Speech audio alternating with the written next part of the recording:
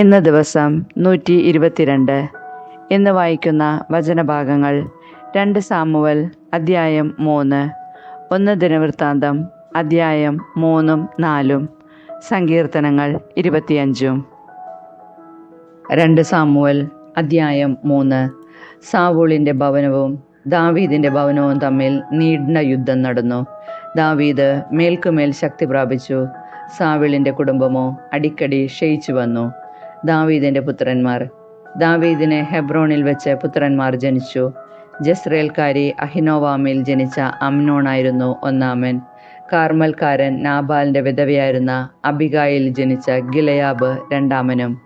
മൂന്നാമനായ അബ്സലോമിനെ പ്രസവിച്ചത് ഗഷൂറിലെ രാജാവായ തൽമായുടെ മകൾ മാഖായാണ്.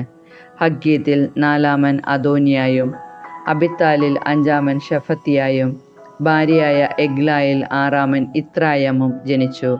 ഇവരാണ് ഹെബ്രോണിൽ വെച്ച് ദാവീദിന് ജനിച്ച പുത്രന്മാർ. ദാവീദും അബ്നേറും. സാവൂളിൻ്റെ കുടുംബവും ദാവീദിൻ്റെ കുടുംബവും തമ്മിൽ യുദ്ധം നടന്നുകൊണ്ടിരിക്കെ അബ്നേർ സാവൂളിൻ്റെ കുടുംബത്തിൽ പ്രാബല്യം നേടിക്കൊണ്ടിരുന്നു. സാവൂളിന് ഒരു ഉപനാരിയുണ്ടായിരുന്നു. അവൾ അയ്യായുടെ മകൾ റിസ്പ ആയിരുന്നു. ഇഷ്ബാഷെത്ത് അബ്നോറിനോട് ചോദിച്ചു, നീ എൻ്റെ പിതാവിൻ്റെ ഉപനാരിയുമായി ശയിച്ചതെന്തിന്? അപ്പോൾ അബ്നേർ ക്രുദ്ധനായി പറഞ്ഞു, ഞാൻ യൂദാപക്ഷത്തെ ഒരു നായയാണെന്ന് നീ കരുതുന്നുവോ?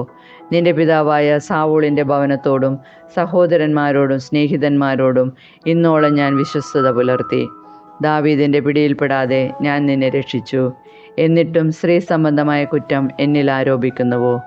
സാവൂളിൻ്റെ ഭവനത്തിൽ നിന്ന് രാജ്യമെടുത്ത് ദാൻ മുതൽ ബേർഷേബ വരെ ഇസ്രായേലിലും യൂദായിലും ദാവീദിൻ്റെ സിംഹാസനം സ്ഥാപിക്കുമെന്ന് കർത്താവ് ദാവീദിനോട് സത്യം ചെയ്തിട്ടുള്ളത് ഞാൻ ദാവീദിന് നിറവേറ്റി കൊടുക്കാതിരുന്നാൽ ദൈവം ഈ അബ്നേറിനെ കഠിനമായി ശിക്ഷിച്ചു കൊള്ളട്ടെ. അബ്നേറിനെ അത്യധികം ഭയപ്പെട്ടതുകൊണ്ട് ഇഷ്ബോഷത്ത് ഒരു വാക്കുപോലും മറുപടി പറയാൻ കഴിഞ്ഞില്ല. ഹെബ്രോണിൽ ദാവീദിൻ്റെ അടുക്കിലേക്ക് ദൂതന്മാരെ അയച്ച് അബ്നേർ അറിയിച്ചു, ദേശമാർക്കുള്ളത്? എന്നോട് ഉടമ്പടി ചെയ്യുക. ഇസ്രായേൽ മുഴുവനും നിന്റെ പക്ഷത്ത് കൊണ്ടുവരുന്നതിന് ഞാൻ സഹായിക്കാം. ദാവീദ് മറുപടി പറഞ്ഞു, കൊള്ളാം, ഞാൻ ഉടമ്പടി ചെയ്യാം. പക്ഷേ ഒരു വ്യവസ്ഥ. എന്നെ കാണാൻ വരുമ്പോൾ സാവൂളിൻ്റെ മകൾ മിഖാലിനെ ആദ്യം തന്നെ കൂട്ടിക്കൊണ്ടുവരണം. അനന്തരം ദാവീദ് സാവൂളിൻ്റെ മകൻ ഇഷ്ബോഷത്തിനോട് ദൂതന്മാരെ അയച്ചു പറഞ്ഞു, എൻ്റെ ഭാര്യ മിഖാലിനെ തിരിച്ചു തരിക. 100 ഫിലിസ്ത്യരുടെ അഗ്രചർമ്മം കൊടുത്താണ് ഞാൻ അവളെ പരിഗ്രഹിച്ചത്. ഇഷ്ബോഷത്ത് ആളയച്ച് ലായിഷിൻ്റെ മകനും മിഖാലിൻ്റെ ഭർത്താവുമായ ഫൽത്തിയേലിൻ്റെ അടുക്കൽ നിന്ന് അവളെ മടക്കി വരുത്തി. അവളുടെ ഭർത്താവ് കരഞ്ഞുകൊണ്ട് ബഹൂറിം വരെ പിന്നാലെ ചെന്നു. അബ്നേർ അവനോട് മടങ്ങിപ്പോകൂ എന്ന് പറഞ്ഞു. അവൻ മടങ്ങിപ്പോയി. അബ്നേർ ഇസ്രായേൽ ശ്രേഷ്ഠന്മാരോട് സംസാരിച്ചു, ദാവീദിനെ രാജാവായി കിട്ടാൻ നിങ്ങൾ ആഗ്രഹിച്ചിരുന്നല്ലോ. ഇപ്പോൾ ഇതാ അങ്ങനെ ചെയ്യുവിൻ. എൻ്റെ ദാസനായ ദാവീദിൻ്റെ കരം കൊണ്ട് എൻ്റെ ജനമായ ഇസ്രായേലിനെ ഫിലിസ്ത്യരുടെയും മറ്റ് ശത്രുക്കളുടെയും കയ്യിൽ നിന്ന് രക്ഷിക്കുമെന്ന് കർത്താവ് ദാവീദിനോട് വാഗ്ദാനം ചെയ്തിട്ടുണ്ടല്ലോ. അബ്നേർ ബെഞ്ചമിൻ ഗോത്രക്കാരോടും സംസാരിച്ചു. ഇസ്രായേൽ ഗോത്രക്കാരുടെയും ബെഞ്ചമിൻ ഗോത്രത്തിൻ്റെയും സമ്മതം ദാവീദിനെ അറിയിക്കാൻ അബ്നേർ ഹെബ്രോണിലേക്ക് പോയി. 20 ആളുകളുമായി അബ്നേർ ഹെബ്രോണിൽ ദാവീദിൻ്റെ അടുക്കിലെത്തി. അവർക്ക് വേണ്ടി ദാവീദ് ഒരു വിരുന്നൊരുക്കി. അബ്നേർ ദാവീദിനോട് പറഞ്ഞു, ഞാൻ ചെന്ന് ഇസ്രായേൽ മുഴുവനെയും എൻ്റെ യജമാനായ രാജാവിൻ്റെ അടുക്കൽ കൂട്ടിക്കൊണ്ടുവരാം. അവർ അങ്ങയോട് ഒരു ഉടമ്പടി ചെയ്യട്ടെ. അങ്ങ് ആഗ്രഹിക്കുന്നത് പോലെ എല്ലാവരുടെയും മേൽ രാജാവായി വാഴുകയും ചെയ്യാം. ദാവീദ് അബ്നേറിനെ പറഞ്ഞയച്ചു. അവൻ സമാധാനത്തോടെ പോയി. അപ്പോൾ തന്നെ ദാവീദിൻ്റെ ദാസന്മാർ യോവാബിനോടൊപ്പം ഒരു കവർച്ച കഴിഞ്ഞ് കൊള്ളവസ്തുക്കളുമായി മടങ്ങിയെത്തി. അപ്പോൾ അബ്നേർ ഹെബ്രോണിൽ ദാവീദിനോട് കൂടെ ഉണ്ടായിരുന്നില്ല. എന്തെന്നാൽ ദാവീദ് അവനെ മടക്കിയയക്കുകയും അവൻ സമാധാനത്തോടെ പോവുകയും ചെയ്തിരുന്നു.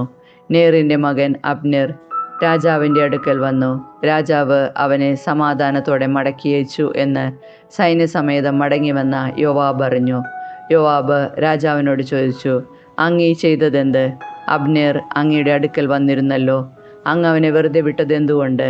അങ്ങയുടെ വ്യാപാരങ്ങൾ ഉറ്റുനോക്കി അങ്ങയെ വഞ്ചിക്കാനാണ് നേറിൻ്റെ മകൻ അബ്നേർ വന്നതെന്ന് അങ്ങറിയുന്നില്ലേ? ദാവീദിൻ്റെ സന്നിധിയിൽ നിന്ന് പുറത്തു വന്ന യോവാബ് അബ്നേറിൻ്റെ പിന്നാലെ ദൂതന്മാരെ അയച്ചു. അവർ അവനെ സീറായുടെ കിണറ്റിനരികിൽ നിന്ന് തിരികെ കൊണ്ടുവന്നു. ദാവീദ് ഇതറിഞ്ഞില്ല. അബ്നേർ ഹെബ്രോണിൽ തിരിച്ചെത്തിയപ്പോൾ സ്വകാര്യം പറയുവാനെന്നോണം യോവാബ് അവനെ പടിവാതിൽക്കലേക്ക് തനിച്ചു കൊണ്ടുപോയി. വയറ്റത്ത് കുത്തി അവനെ കൊന്ന് തൻ്റെ സഹോദരനായ അസഹേലിനെ കൊന്നതിന് പകരം വീട്ടി.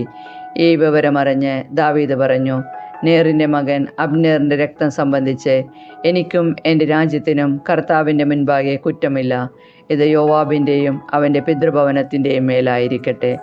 യോവാബിൻ്റെ ഭവനത്തിൽ രക്തസ്രാവക്കാരനോ കുഷ്ഠരോഗിയോ ഊന്നുവടിയില്ലാതെ നടക്കാൻ പറ്റാത്തവനോ വാളിനിരയാകുന്നവനോ പട്ടിണി കിടക്കുന്നവനോ വിട്ടൊഴിയാതിരിക്കട്ടെ.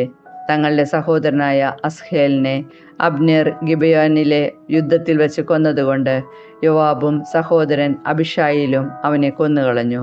ദാവീദ് യോവാബിനോടും കൂടെയുണ്ടായിരുന്നവരോടും കൽപ്പിച്ചു, നിങ്ങൾ വസ്ത്രം കീറി ചാക്കുടുത്ത് അബ്നേറിനെ കുറിച്ച് വിലപിക്കുവിൻ. ദാവീദ് ശവമഞ്ചത്തെ പിന്തുടർന്നു. അബ്നേറിനെ ഹെബ്രോണിൽ സംസ്കരിച്ചു. രാജാവ് കല്ലറക്കരികെ നിന്ന് ഉച്ചത്തിൽ കരഞ്ഞു. സകല ജനവും വിലപിച്ചു. അബ്നേറിനെ പ്രതി രാജാവ് ഇങ്ങനെ വിലപിച്ചു, ബോഷനെ പോലെയല്ലയോ അബ്നേറിന് മരിക്കേണ്ടി വന്നത്?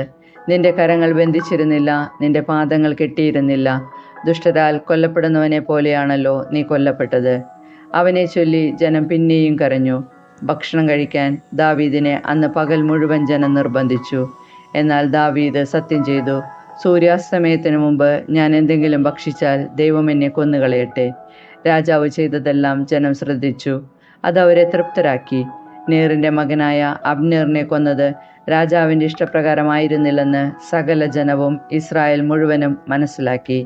രാജാവ് ഭൃത്യന്മാരോട് പറഞ്ഞു, പ്രഭുവും മഹാനുമായ ഒരുവനാണ് ഇന്ന് ഇസ്രായേലിൽ മരിച്ചതെന്ന് നിങ്ങൾ അറിയുന്നില്ലേ? അഭിഷിക്തനായ രാജാവെങ്കിലും ഞാനിന്ന് ബലഹീനനാണ്. സെരൂയയുടെ പുത്രന്മാരായ ഇവർ എൻ്റെ വരുതിയിൽ ഒടുങ്ങാത്ത വിധം ക്രൂരന്മാരത്രേ. ദുഷ്ടനോട് അവൻ്റെ ദുഷ്ടതയ്ക്കൊത്തവണ്ണം കർത്താവ് പ്രതികാരം ചെയ്യട്ടെ. 1 ദിനവൃത്താന്തം അധ്യായം 3. ദാവീദിൻ്റെ സന്തതികൾ. ഹെബ്രോനിൽ വെച്ച് ദാവീദിന് ജനിച്ച പുത്രന്മാർ: ആദ്യജാതൻ അമ്നോൻ ജെസ്രയേൽക്കാരി അഹിനോവാമിൽ ജനിച്ചു. രണ്ടാമൻ ദാനിയേൽ കാർമൽക്കാരി അബിഗായിലിൽ ജനിച്ചു. മൂന്നാമൻ അബ്സലോം ഗഷൂർ രാജാവായ തൽമായുടെ മകൾ മാക്കായിൽ ജനിച്ചു. നാലാമൻ അദോനിയ ഹഗ്ഗീത്തിൽ ജനിച്ചു. അഞ്ചാമൻ ഷഫാത്തിയ അബിത്താലിൽ ജനിച്ചു. ഭാര്യ എഗ്ലായിൽ ആറാമൻ ഇത്രായിൽ ജനിച്ചു. ഹെബ്രോണിലെ 7.5 വർഷത്തെ ഭരണത്തിനിടയിൽ ദാവീദിന് ഈ 6 പുത്രന്മാർ ജനിച്ചു. അവൻ ജെറുസലേമിൽ 33 വർഷം ഭരിച്ചു. അവിടെ വെച്ച് അവന് ജനിച്ച പുത്രന്മാർ ഷിമയ, ഷോബാബ്, നാദാൻ, സോളമൻ എന്നീ 4 പേർ. അമ്മിയേലിൻ്റെ മകളായ ബത്ഷുവ ആണ് അവരുടെ അമ്മ. ഇബ്ഹാർ, എലീഷാമ, എലിഫെലെത്ത്, നോഗ, നേഫക്ക്, യാഫിയ, എലിഷാമ, എലിയാദ, എലിഫെലത്ത്, ഇങ്ങനെ 9 പേർ. ഉപനാരികളിൽ ജനിച്ചവരെ കൂടാതെ ദാവീദിനുണ്ടായ പുത്രന്മാരാണിവർ. അവർക്ക് താമാർ എന്നൊരു സഹോദരി ഉണ്ടായിരുന്നു. സോളമൻ്റെ സന്തതികൾ തലമുറക്രമത്തിൽ Rehoboam, Abijah, Asa, Jehoshaphat, Joram, Ahaziah, Joash, Amaziah, Azariah, Jotham, Ahaz, Hezekiah, Manasseh, Amon, Josiah. ജോസിയയുടെ പുത്രന്മാർ: ആദ്യജാതൻ യോഹന്നാൻ, രണ്ടാമൻ യഹോയാക്കിം, മൂന്നാമൻ സദക്കിയ, നാലാമൻ ശല്ലൂം. യഹോയാക്കിമിൻ്റെ മകൻ യെക്കോണിയ, അവൻ്റെ മകൻ സെദക്കിയ. വിപ്രവാസിയായ യെക്കോണിയയുടെ പുത്രന്മാർ: ഷെലാത്തിയാൽ, മൽക്കീരാം, പെദയ, സെനാസർ, യക്കാമിയ, ഹോഷാമ, നെദബിയ. പെദയായുടെ പുത്രന്മാർ: സെറൂബാബേൽ, ഷിമയി, മെഷുല്ലാം, ഹനാനിയ എന്നിവർ. സെറൂബാബേലിൻ്റെ പുത്രന്മാരാണ് ഷെലോമിത്ത്, അവരുടെ സഹോദരി ഹഷൂബ, ഓഹെൽ, ബറേക്കിയ, ഹസാദിയ, യഷബഹസദ് എന്നീ 5 പുത്രന്മാർ കൂടി അവനുണ്ടായി. ഹനനിയയുടെ പുത്രന്മാർ: പെലാത്തിയ, ഏശയ്യ. ഏശയ്യയുടെ പുത്രൻ റഫായ, റഫായുടെ പുത്രൻ അർനാൻ, അർനാൻ്റെ പുത്രൻ ഒബാദിയ, ഒബാദിയയുടെ പുത്രൻ ഷെക്കാനിയ, ഷെക്കാനിയയുടെ പുത്രൻ ഷെമായ, ഷെമായയുടെ പുത്രന്മാർ ഹത്തൂഷ്, ഇഗാൽ, ബറിയ, നെയാറിയ, ഷാഫാത്ത്. ഷെക്കാനിയായിക്ക് ആകെ 6 പേർ. നെറായിയായുടെ പുത്രന്മാർ: എലിയോനാവായ്, ഹിസ്കിയ, അസ്രിക്കാം. ഇങ്ങനെ 3 പേർ. എലിയോനോവായുടെ പുത്രന്മാർ ഹൊദാവിയ, എലിയാഷിബ്, പെലായ, അക്കൂബ്, യോഹന്നാൻ, ദലായ, അനാനി. ഇങ്ങനെ 7 പേർ. 1 ദിനവൃത്താന്ത പുസ്തകത്തിൽ നിന്ന്. അദ്ധ്യായം 4. യൂദായുടെ മറ്റു സന്തതികൾ. യൂദായുടെ മറ്റു പുത്രന്മാർ പേരസ്, ഹെസ്രോൺ, കർമ്മി, ഹൂർ, ഷോബാൽ. ഷോബാലിൻ്റെ പുത്രൻ റയായ യാഹാത്തിൻ്റെ പിതാവാണ്. യാഹാത്തിൻ്റെ പുത്രന്മാർ അഹൂമായി, ലാഹാദ്. ഇവരാണ് സൊറാത്യ കുടുംബങ്ങൾ. ഏതാമിൻ്റെ പുത്രന്മാർ യസ്രേൽ, ഇഷ്മ, ഇദ്ബാഷ്, ഹസേൽ ഫോനി. ഇവരുടെ സഹോദരി. ഗദോറിൻ്റെ പിതാവ് പെനുവേൽ. ഹൂഷായുടെ പിതാവ് ഏസർ. ബെത്ലേഹമിൻ്റെ പിതാവായ എഫ്രാത്തയുടെ ആദ്യജാതൻ. ഹൂറിൻ്റെ പുത്രന്മാരാണ് ഇവർ. തെക്കോവായുടെ പിതാവായ അഷൂറിന് ഹേല, നാര എന്ന് 2 ഭാര്യമാരുണ്ടായിരുന്നു. നാരായിൽ അവന് അഹൂസാം, ഹേഫർ, തെമേനി, ഹഷ്താരി എന്നിവർ ജനിച്ചു. ഹേലായിൽ സേരത്ത്, ഇസ്ഹാർ, എത്നാൻ എന്നിവരും ജനിച്ചു. അന്നൂബ്, സൊബേബ എന്നിവരും ഹാരൂമിൻ്റെ മകനായ അഹർഹേലിൻ്റെ കുടുംബങ്ങളും കോസിൻ്റെ സന്തതികളാണ്. യാബസ് അവൻ്റെ സഹോദരന്മാരെക്കാൾ ബഹുമാന്യനായിരുന്നു. ഞാൻ അവനെ വേദനയോടെ പ്രസവിച്ചു എന്ന് പറഞ്ഞ് അവൻ്റെ അമ്മ അവനെ യാബസ് എന്ന് വിളിച്ചു. അവൻ ഇസ്രായേലിൻ്റെ ദൈവത്തോട് പ്രാർത്ഥിച്ചു, ദൈവമേ, അങ്ങ് എന്നെ അനുഗ്രഹിച്ച് എൻ്റെ അതിരുകൾ വിസ്തൃതമാക്കണമേ. അങ്ങയുടെ കരം എന്നോടുകൂടെ ആയിരിക്കുകയും വിപത്തുകളിൽ എന്നെ കാത്തുകൊള്ളുകയും ചെയ്യണമേ. അവൻ്റെ പ്രാർത്ഥന ദൈവം കേട്ടു. ഷൂഹായുടെ സഹോദരനായ കെലൂബ് മെഹിരീൻ്റെ പിതാവും മെഹിർ എഷ്തോൻ്റെ പിതാവുമാണ്. എഷ്തോൻ്റെ പുത്രന്മാർ ബെത്രാഫ, പസേയാഹ്. ഈർനഹാഷിൻ്റെ പിതാവായ തെഹിന്ന. ഇവർ റേഖാൻ നിവാസികളാണ്. കെനസിൻ്റെ പുത്രന്മാർ ഒത്തനിയേൽ, സെരായ. ഒത്തനിയേലിൻ്റെ പുത്രന്മാർ ഹദ്ദത്ത്, മെയോനോദായ്. മെയോനോദായ് ഒഫ്രയുടെ പിതാവ്. യോവാബിൻ്റെ പിതാവാണ് സെരായ. കരകൗശല വേലക്കാരാകയാൽ ഗഹർഷിം എന്ന് അറിയപ്പെടുന്നവരുടെ പിതാവാണ് യോവാബ്. യെഫുന്നയുടെ മകനായ കാലബിന് ഈരു, ഏല, നാം എന്നിവരും. ഏലായ്ക്ക് കെനസും ജനിച്ചു. യഹലേലിൻ്റെ പുത്രന്മാർ സിഫ്, സീഫ, തെറിയ, അസറേൽ. എസ്രയുടെ പുത്രന്മാർ യാദർ, മേരദ്, ഏദർ, യാലോൺ. മേരദ് ഫറവോയുടെ മകളായ ബിദിയായെ വിവാഹം ചെയ്തു. അവളിൽ മിരിയാം, ഷമ്മായി, എഷ്തെവായി പിതാവായ ഇഷ്ബ എന്നിവർ ജനിച്ചു. യൂദാഗോത്രജനായ ഒരു ഭാര്യയും മേരദിനുണ്ടായിരുന്നു. ഇവൾ ഗദോറിൻ്റെ പിതാവായ യേരദ്, സോക്കയുടെ പിതാവായ ഹേബർ, സനോഹയുടെ പിതാവായ യഗൂദിയേൽ എന്നിവരുടെ മാതാവാണ്. നഹമിൻ്റെ സഹോദരിയെ ഹോദിയ വിവാഹം ചെയ്തു. ഗർമ്മ്യനായ കെയിലായുടെ പിതാക്കന്മാരും മാഖാത്യനായ എഷ്തെമോവായും ഇവളുടെ പുത്രന്മാരാണ്. ഷീമോൻ്റെ പുത്രന്മാർ അമ്നോൻ, റിന്ന, ബെൻഹനാൻ, തീലോൻ. ഈഷിയുടെ പുത്രന്മാർ സോഹെത്ത്, ബെൻസോഹെത്ത്. യൂദായുടെ മകൻ ഷേലായുടെ സന്തതികൾ. ലേഗായുടെ പിതാവായ ഏർ, മരേഷയുടെ പിതാവായ ലാദ, ബെത്ത് ഷെബായിലെ നെയ്ത്തുപണിക്കാരുടെ കുടുംബങ്ങൾ. യോക്കീം കൊസേബ നിവാസികൾ. യോവാഷ് മൊവാബ് ഭരിക്കുകയും പിന്നീട് ലഹമിലേക്ക് തിരിച്ചു പോവുകയും ചെയ്ത സാറാഫ്. ഈ രേഖകൾ പുരാതനമാണ്. ഇവർ നെത്തായിം, ഗദറ എന്നീ പ്രദേശങ്ങളിൽ വസിച്ചിരുന്ന കുശവന്മാരാണ്. അവർ രാജാവിന് വേണ്ടി ജോലി ചെയ്ത് അവിടെ പാർത്തു. ശിമെയോൻ്റെ സന്തതികൾ. ശിമെയോൻ്റെ പുത്രന്മാർ നെമുവേൽ, യാമിൻ, യാരിക്, സേരഹ്, സാവൂൾ. സാവൂളിൻ്റെ പുത്രൻ ഷല്ലൂം. അവൻ്റെ പുത്രൻ മിബ്സാം. അവൻ്റെ പുത്രൻ മിഷ്മ. മിഷ്മയുടെ പുത്രൻ ഹമുവേൽ. അവൻ്റെ പുത്രൻ സക്കൂർ. അവൻ്റെ പുത്രൻ ഷിമെയി. ഷിമെയിക്ക് 16 പുത്രന്മാരും 6 പുത്രികളും ഉണ്ടായിരുന്നു. എന്നാൽ അവൻ്റെ സഹോദരന്മാർക്ക് അധികം മക്കളില്ലായിരുന്നു. യൂദാഗോത്രജരെ പോലെ അവർ വർദ്ധിച്ച് പെരുകിയതുമില്ല.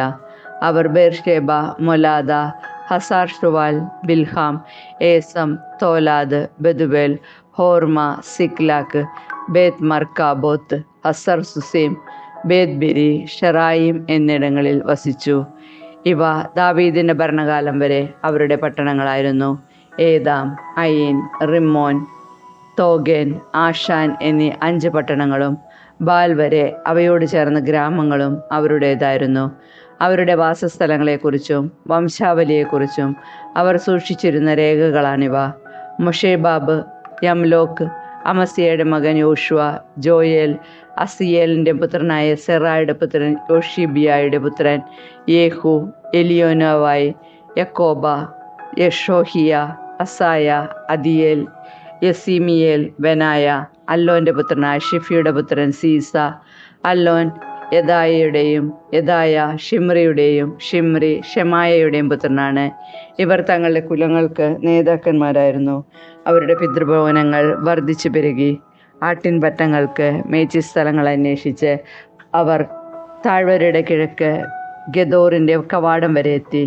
അവിടെ അവർ സമൃദ്ധമായ മേച്ചിൽ സ്ഥലങ്ങൾ കണ്ടെത്തി. ദേശം വിസ്തൃതവും സ്വസ്ഥവും സമാധാനപൂർണവുമായിരുന്നു.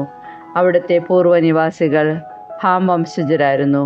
മേൽപ്പറഞ്ഞവർ യൂദാ രാജാവായ ഹെസക്കിയയുടെ കാലത്ത് ഗോദറിനെ ആക്രമിച്ച് അവിടെ വസിച്ചിരുന്ന മെയൂന്യരെയും അവരുടെ കൂടാരങ്ങളെയും നിശേഷം നശിപ്പിച്ചു.